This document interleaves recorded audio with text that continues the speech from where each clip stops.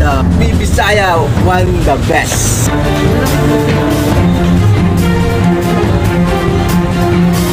Papasok pa lang si TV Bisaya sa 7-Eleven na matahan ito ng manager kaagad. Kilala si TV Bisaya ng manager. Pumulong ito at masakit daw ang kanyang balikat. Tunghayan natin!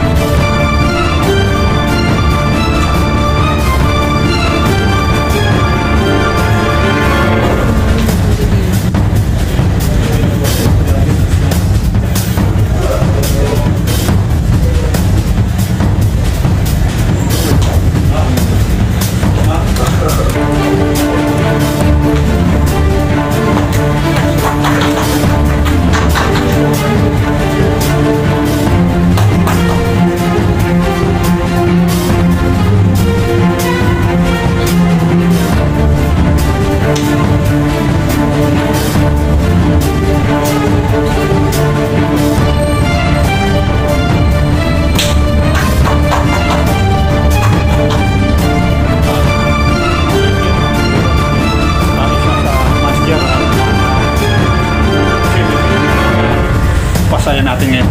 Bisaya, one the best.